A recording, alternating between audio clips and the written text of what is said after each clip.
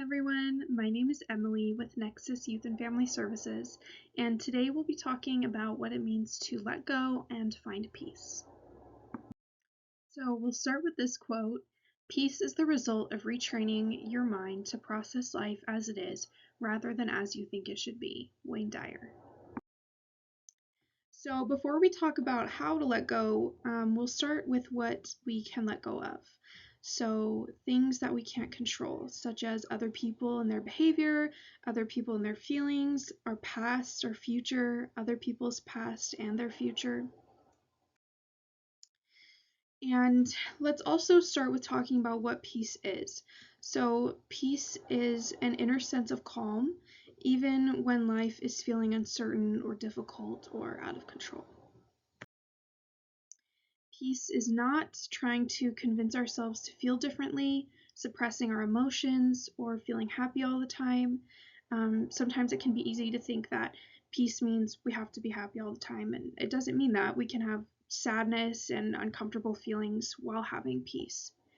And it doesn't mean shaming ourselves if we're not happy, liking ourselves all the time, and peace also doesn't mean that we're giving up on a situation. Some barriers to peace, we have our automatic thought patterns, our automatic behavior responses, the fight, flight, or freeze response, and if our immediate needs aren't met, if we're hungry, if we're tired, it's hard to find that peace. So let's talk about the fight, flight, and freeze response. So this is something that our brain does to protect us when we're faced with immediate danger. So if you're being chased by a bear, and this system is very helpful in that sort of life or death situation, but it can become a barrier to peace when it's causing us to worry and be anxious about something that's out of our control. So this cycle starts when the brain perceives a threat. So again, the keyword is perceives. It might not be a true threat to our safety, but the brain is responding to it in that way. So the brain perceives a threat, and then it releases stress hormones, adrenaline and cortisol. And so when these hormones are released, our body is getting ready for action. And then less blood is flowing to our organs like the brain, and more blood is going to limbs. So we're ready to fight or run or freeze. And then this means that because our brain is getting less blood, less oxygen, our prefrontal cortex, which is the reasoning and logic center of our brain, it goes offline. So it's not really working as much as it typically would. So this means we're not able to have much reasoning or much logical thought in these kinds of moments. And so because of that, we're more likely to act impulsively or act in ways that we don't want to react. But that's how what our body is supposed to do in these types of situations. An example scenario might be falling. Falling can be very distressing, and it can trigger the fight, flight, or freeze response. And because of that, we might not be responding to a fall in a logical way. We might react in a way that we don't want to, but our fight, flight, freeze is triggered. And so it's really important to give ourselves grace and understanding when we don't respond quite how we want to, because we have to, give ourselves grace because our body is responding to try to protect us as best as it can. And we'll talk about some more ways that we can calm this fight, flight, freeze response and be able to find more peace. So what does peace look like? Some different aspects of peace. Calmness, it's helping our nervous system feel safe. Curiosity means pausing to learn more before we jump to conclusions. Self-acceptance, learning to accept and be compassionate toward ourselves. And we have presence, which means noticing the present moment before we try and change it. So we'll go a little bit deeper into each of those. First, we have calm. So we're helping our nervous system feel safe. So the nervous system is responsible for processing the sensory information. So in other words, it's helping us make sense of the world around us. And it forms our perceptions, which involves the fight, flight, freeze response. When our brain perceives a threat, fight, flight, freeze happens. And so we can help the system feel calm, and we can help calm down our fight, flight, freeze by slowing down.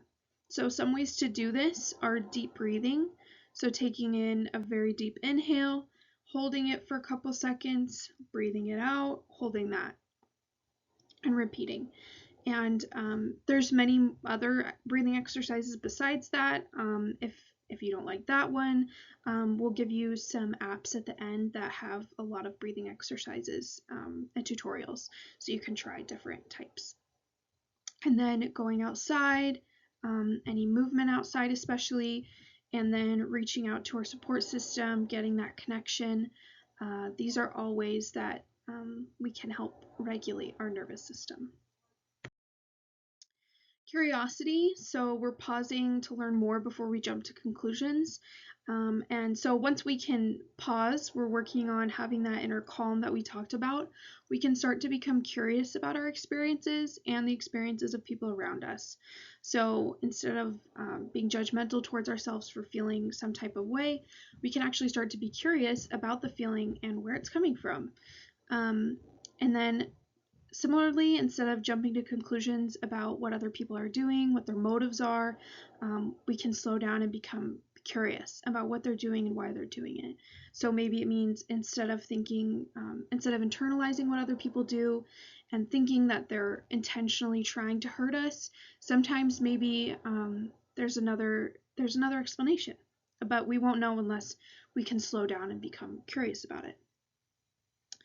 And then asking questions, we're being open to different perspectives and learning more, and then trying something different. We're helping to keep our brain flexible and curious. And then when we also slow down and have that curiosity to try and understand how someone else is feeling, that can help us let go of emotional weight we might be carrying that doesn't belong to us. So again, maybe the things that other people do aren't personal, and we don't have to carry that. Next, we have self-acceptance. So we're choosing to accept and be compassionate towards ourselves. So we can do this in a number of ways. Some are journaling, reflecting, observing. And so self-compassion, this looks like being kind to ourselves in the way we're kind to other people, giving ourselves the grace we give other people. And then it also means when we're noticing negative self-talk come up, we can gently redirect ourselves to more compassionate words. Treating yourself like a friend, how you would treat a good friend. And then for self-care, it's important for us to have awareness of our mind and body to know what we need specifically, and we'll talk more about that. So next we have presence, and this means noticing the present moment before trying to change it.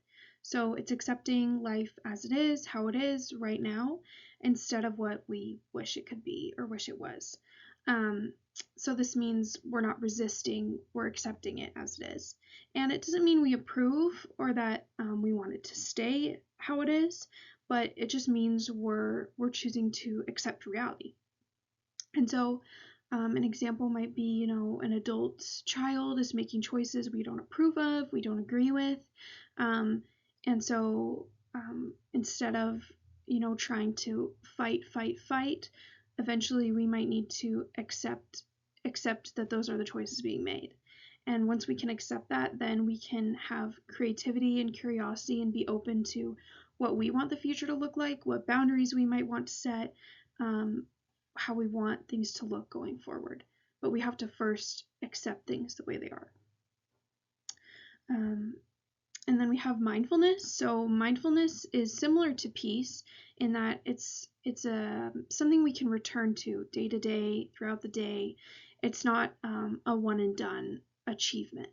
It's more of a state that we can return to.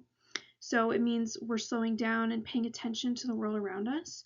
And we can start really simple with this, like just noticing how many sounds you hear in the room, or having a meal and not having any distractions, just paying attention to the different tastes. And then self-awareness, this means knowing our triggers, knowing how to address them, and then also knowing what helps when we're feeling anxious, when we're feeling sad, And part of this is being able to notice and be aware of things that come up for us in the moment. So, oh, I'm feeling my shoulders tensing. I know that means I'm getting really stressed. I'm going to do a mindfulness exercise to calm down. So, a little moment for reflection. Which of these, out of calm, curiosity, self acceptance, and presence, do you feel like is strongest for you already? And what has helped you get there? What has helped you strengthen that?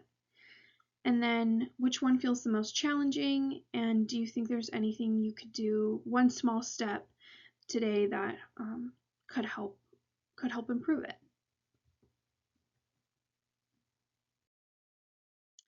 So then we'll talk about some practical strategies for peace. The first one, we have a body scan. So a body scan is typically 1 minute, but you can do it longer, shorter, whatever works. And so this is just 1 minute to internally scan our body for tension. So this really helps with being present and self-aware. So typically with a body scan, you close your eyes, and for about a minute, just do a scan from your head to your toes, and you're scanning just to notice any sensations. And we're not judging, interpreting. If your brain does start to judge or interpret or get distracted, just gently guide it back to what you're feeling in your body. And, taking deep breaths, just noticing. And then a mindful walk. This is another really easy one to start incorporating. And it's also a way to connect with nature.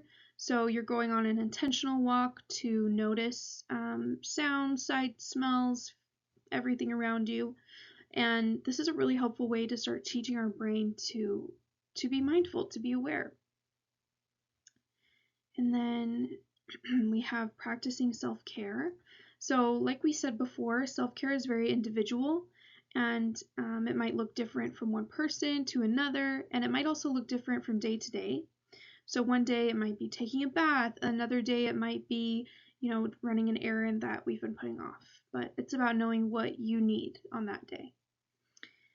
And then journal gratitude, another really easy, simple practice, but just jotting down, even if it's quickly writing it in your phone, having a notepad where you just write down things that pop into your head about things you're grateful for.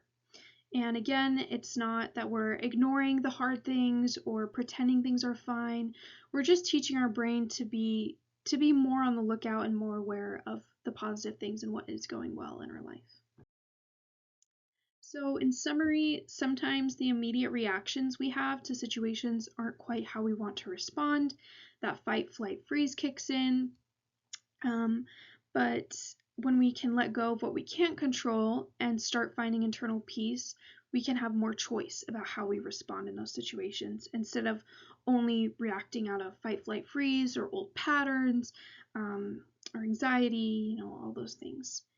And calm, curiosity, self-acceptance, and presence all help us develop internal peace and help us let go of what we can't change.